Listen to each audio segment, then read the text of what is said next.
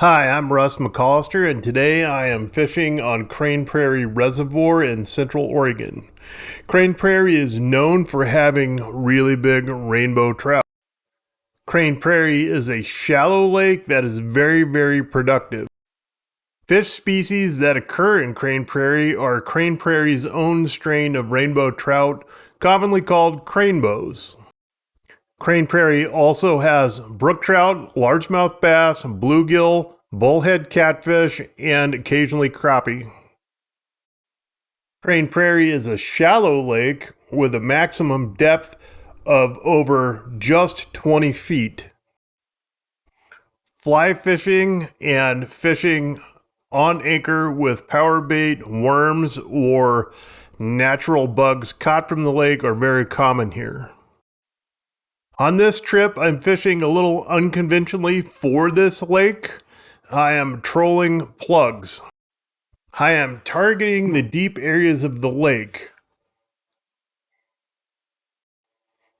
These areas are defined by slightly deeper river channels and the edge of the lake where it drops off from maybe 8 or 9 feet to about 14 feet.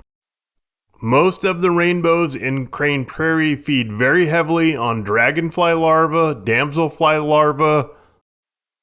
I believe the biggest fish in the lake are piscivorous, meaning that they eat other fish.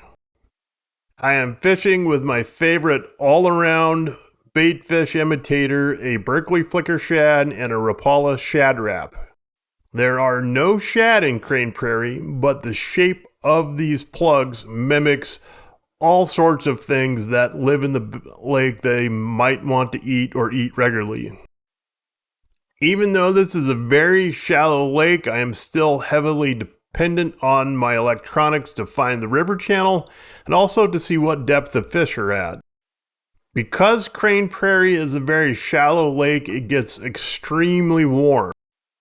Fishing just above the thermocline is really important, as well as finding the cold water areas. So any of the feeder streams that feed into Crane Prairie have a little cooler water and tend to group the fish up in summertime.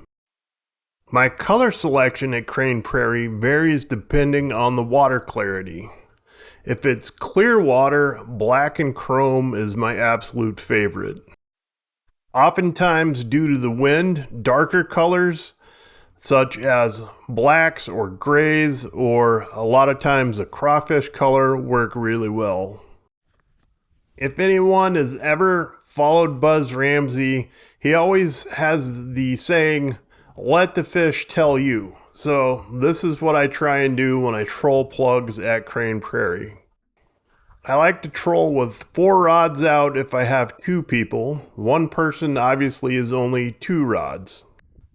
If you start with known producers, such as black and chrome or the gray and black color or the crawfish color, and then have one wild card like maybe a fire tiger, that's a good way to start your trolling spread. I troll almost exclusively on my electric bow mount trolling motor that allows me really good boat control to dodge the many downed sticks and grass beds in the lake. Also, since you're trolling so shallow, you don't want to spook the fish, so the electric motor seems to produce quite a bit better. I fish with braided line and then I attach about a 10 or 20 foot section of monofilament or fluorocarbon. Even though I am trout fishing, I like 10 or 12 pound test because Crane Prairie is known to produce rainbows over 10 pounds. Catching fish in the 18 to 23 inch range is very common. I expect to catch a handful of fish like that on every trip. I usually launch at the resort and run down the lake from there. I haven't found what I consider a real good boat launch on Crane Prairie. The resort is probably the best. The dock is a little wonky and a lot of times is crowded with people who aren't focused on fishing. Since Crane Prairie is high elevation, The lake right after daylight will become foggy, and this is just evaporation from the lake. I usually want to get up there and launch just after that period. There's a 10-mile-an-hour speed restriction on the lake, and once again, there are a lot of down sticks. There's submerged forests. So navigating the lake, you always want to be slow and very cautious. The other thing you want to look out for is afternoon thunderstorms. They can come up suddenly and you can't run back to the ramp real fast.